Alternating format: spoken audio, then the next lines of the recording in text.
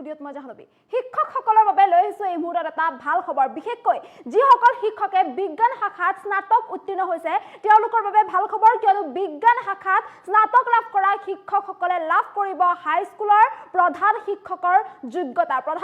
যোগ্যতা লাভ কৰিবলৈ সক্ষম হ'ব এই সকল শিক্ষকে গুৱাহাটী উচ্চ ন্যায়ালয়ে এই সন্দৰ্ভত বৃহৎ ৰায় প্ৰদান কৰিছে লৈ আহিছো এই মুহূৰ্তৰ সবিশেষ বিজ্ঞান শাখাৰ স্নাতক শিক্ষকে লাভ কৰিব হাই স্কুলৰ প্ৰধান শিক্ষক পদৰ যোগ্যতা শিক্ষকক নিযুক্তিক লৈ ডাঙৰ ৰায় প্ৰদান কৰিছে গুৱাহাটী উচ্চ ন্যায়ালয়ে তৰফৰ পৰা এই ৰায় প্ৰদান কৰা হৈছে বিজ্ঞান শাখাত স্নাতক উত্তীৰ্ণ শিক্ষকৰ বাবে এটা ভাল খবৰ আহিছে এই মুহূৰ্তত আদালত উচ্চ ন্যায়ালয়ৰ নিৰ্দেশৰ পিছতে প্ৰধান শিক্ষক পদৰ সেৱা বিধি সলনি কৰা হৈছে 2023 বৰ্ষৰ পৰা স্থগিত হৈ আছিল প্ৰধান শিক্ষক পদৰ নিযুক্তি প্ৰক্ৰিয়া আৰু ইয়াৰ পাছতে গুৱাহাটী উচ্চ ন্যায়ালয়ে এই ৰায় প্ৰদান কৰিছে স্থগিতাদেশ উঠাই লোৱাৰ পাছতে ডাঙৰ ৰায় প্ৰদান কৰিছে গুৱাহাটী উচ্চ ন্যায়ালয়ৰ তৰফৰ পৰা এই নিৰ্দেশনা প্ৰদান কৰা দেখিবলৈ পোৱা গৈছে যিসকল শিক্ষক বিজ্ঞান শাখাৰ স্নাতক সেইসকল শিক্ষকে হাই স্কুলৰ প্ৰধান শিক্ষক পদৰ যোগ্যতা লাভ কৰিবলৈ সক্ষম হ'ব যিহেতু 2023 বৰ্ষৰ পৰাই এই প্ৰধান শিক্ষক পদৰ নিযুক্তি প্ৰক্ৰিয়া স্থগিত হৈ আছিল আৰু তেনেস্থলত এতিয়া স্থগিতাদেশ উঠাই লোৱাৰ পিছতে এই ৰায় প্ৰদান কৰিছে উচ্চ ন্যায়ালয়ে গুৱাহাটী উচ্চ ন্যায়ালয়ৰ তৰফৰ পৰা এই ডাঙৰ ৰায় প্ৰদান কৰা হৈছে বিজ্ঞান শাখাৰ স্নাতক শিক্ষকে হাই স্কুলৰ প্ৰধান শিক্ষকৰ পদৰ যোগ্যতা লাভ কৰিবলৈ সক্ষম হ'ব যিসকল শিক্ষক বিজ্ঞান শাখাত স্নাতক উত্তীৰ্ণ তেওঁলোকৰ বাবে নিশ্চয়কৈ এক ভাল খবৰ উচ্চ ন্যায়ালয়ৰ নিৰ্দেশৰ পাছতে প্ৰধান শিক্ষক পদৰ সেৱা বিধি সলনি কৰা হৈছে 2023 বৰ্ষৰ পৰা এই প্ৰধান শিক্ষক পদৰ নিযুক্তি প্ৰক্ৰিয়া স্থগিত হৈ আছিল আৰু স্থগিতাদেশ উঠাই দিয়াৰ পাছতে এই ডাঙৰ ৰায় প্ৰদান কৰিছে উচ্চ ন্যায়ালয়ে বিজ্ঞান শাখাৰ স্নাতক শিক্ষকে প্ৰধান শিক্ষক পদৰ যোগ্যতা লাভ কৰিব হাই স্কুলৰ প্ৰধান শিক্ষক পদৰ যোগ্যতা লাভ কৰিবলৈ সক্ষম হ'ব নিশ্চয়কৈ শিক্ষকসকলৰ বাবে এক ভাল খবৰ যে স্থগিতাদেশ উঠাই দিয়াৰ পাছত এতিয়া উচ্চ ন্যায়ালয়ৰ তৰফৰ পৰা এই নিৰ্দেশনা জাৰি কৰা হৈছে আৰু এই নিৰ্দেশনা অনুসৰি বিজ্ঞান শাখাত যিসকল স্নাতক উত্তীৰ্ণ শিক্ষক আছে সেইসকল স্নাতক উত্তীৰ্ণ শিক্ষকে হাই স্কুলৰ প্ৰধান শিক্ষক পদৰ যোগ্যতা লাভ কৰিবলৈ সক্ষম হ'ব এই সন্দৰ্ভত মন্তব্য আছে মন্তব্য শুনাবলৈ চেষ্টা কৰিছোঁ বিষয়টো আছিলে আপোনাৰ গোটেই অসমৰ যিসমূহ হাই স্কুল আছিলে এই গোটেই হাই স্কুলসমূহত আপোনাৰ প্ৰধান শিক্ষক নিযুক্তিৰ এটা প্ৰক্ৰিয়া ৰাজ্য চৰকাৰে ৰিচেণ্টলি 2023 চনত ইনিচিয়েট কৰিছিলে তো তাতে আমাৰ যিসকল গুচৰীয়া তেওঁলোক আছিলে আপোনাৰ অৰিজিনেলি তেওঁলোক বিজ্ঞান শিক্ষক আপাৰ প্ৰাইমেৰী লেভেল স্কুলৰ তো তেওঁলোক সায়েন্স গ্ৰেজুৱেট টিচাৰ বুলি আমি তেওঁলোকক অভিহিত কৰোঁ এজ পাৰ ছাৰ্ভিচ ৰুল কিন্তু এই সায়েন্স গ্ৰেজুৱেট এই আপাৰ প্ৰাইমেৰী স্কুলসমূহ কি হৈছে আপোনালোকে জানে যে ৰিচেণ্টলি আপোনাৰ শিক্ষা মিত্ৰ বুলি এখন স্কিমৰ আণ্ডাৰত আপোনাৰ ৰাজ্য চৰকাৰে হেৰি কৰিছে এই স্কুলসমূহক আনি পেলাই হাই স্কুলৰ লগত এমালগেমেট কৰিছে সংযোজন কৰি দিছে তো সংযোজন কৰি দিয়াৰ কাৰণে ৰাজ্য চৰকাৰে ক'ব বিচাৰিছিলে যে যিসকল বিজ্ঞান শিক্ষকক সংযোজন কৰা হৈছে নতুনকৈ হাই স্কুলত তেওঁলোকৰ সেই আগৰ যিখিনি পাছ ছাৰ্ভিচ আছিলে আপোনাৰ সেই পাছ ছাৰ্ভিচখিনিৰ যিটো বেনিফিট ৰিগাৰ্ডিং চিনিয়ৰিটি সেইটো তেওঁলোকে নেপাব আৰু অনলি এমালগেমেটেড হৈ যোৱাৰ পিছত সংযোজন হৈ যোৱাৰ পিছতহে তেওঁলোকে চিনিয়ৰিটিটো পাব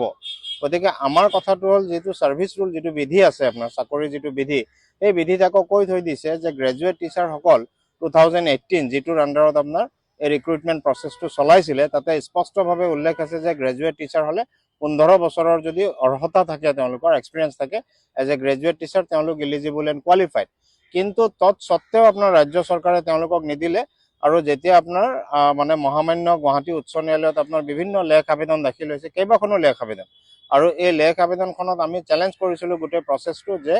আমাকো আপোনাৰ সায়েন্স গ্ৰেজুৱেট টিচাৰ যিহেতু হয় আমি গতিকে আমাকো এই প্ৰমোশ্যন প্ৰচেছটোত আপোনাৰ পাৰ্টিচিপেট কৰিবৰ কাৰণে সুযোগ দিব লাগে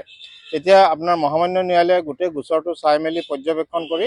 এক অন্তৰ্বৰ্তীকালীন ৰায়যোগে গোটেই চিলেকশ্যন প্ৰচেছটো গভৰ্ণমেণ্টে যদিও আগবাঢ়িছিলে কিন্তু চিলেকশ্যন প্ৰচেছটো ফাইনেলাইজ কৰিবৰ কাৰণে মানা কৰিছিলে আৰু এই গোচৰটো চলি থকা সময়ত ৰাজ্য চৰকাৰে আপোনাৰ ৰিয়েলাইজ কৰিলে যে তেওঁলোকৰ যিটো প্ৰচেছ আৰু আমাক মিডিয়া যিটো তেওঁলোকৰ সিদ্ধান্ত সেই সিদ্ধান্তটো যে শুদ্ধ নহয় সেইটো তেওঁলোকে ৰিয়েলাইজ কৰি ৰিচেণ্টলি আপোনাৰ এখন ছাৰ্ভিচ ৰুল আকৌ নতুনকৈ এমেণ্ড কৰিছে সেই ৰুলখন হ'ল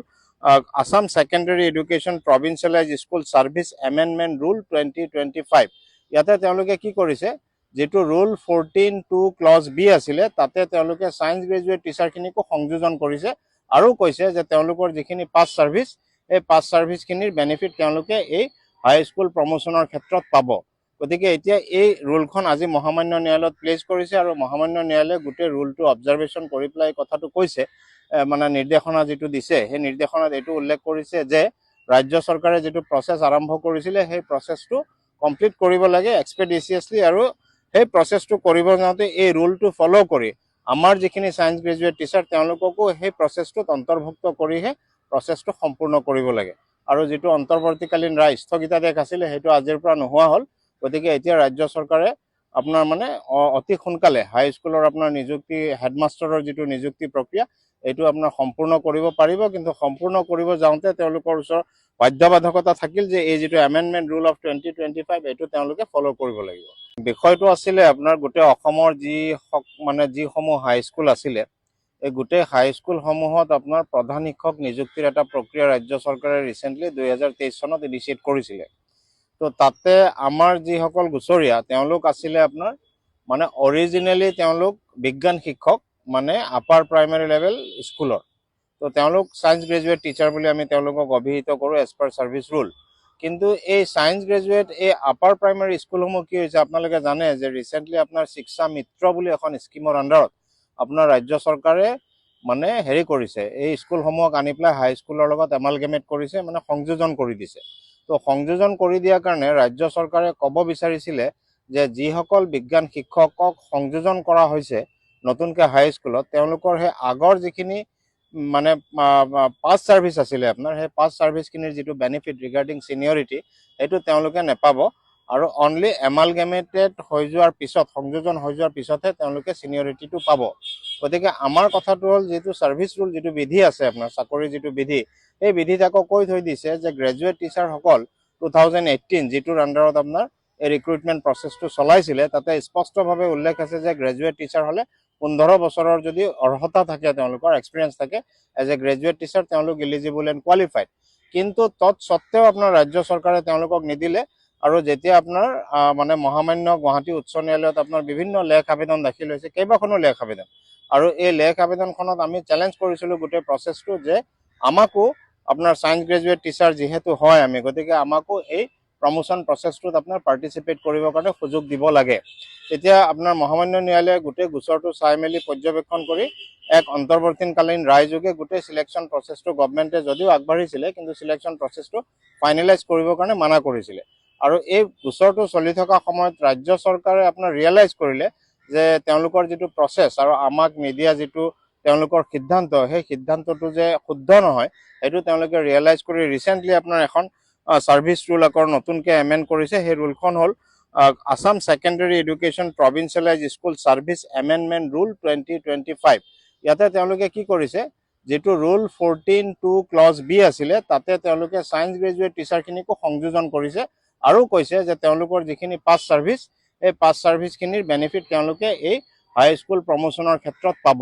গতিকে এতিয়া এই ৰুলখন আজি মহামান্য ন্যায়ালয়ত প্লেচ কৰিছে আৰু মহামান্য ন্যায়ালয়ে গোটেই ৰুলটো অবজাৰভেশ্যন কৰি পেলাই কথাটো কৈছে, মানে নিৰ্দেশনা যিটো দিছে সেই নিৰ্দেশনাত এইটো উল্লেখ কৰিছে যে ৰাজ্য চৰকাৰে যিটো প্ৰচেছ আৰম্ভ কৰিছিলে সেই প্ৰচেছটো কমপ্লিট কৰিব লাগে এক্সপেডিচিয়াছলি, আৰু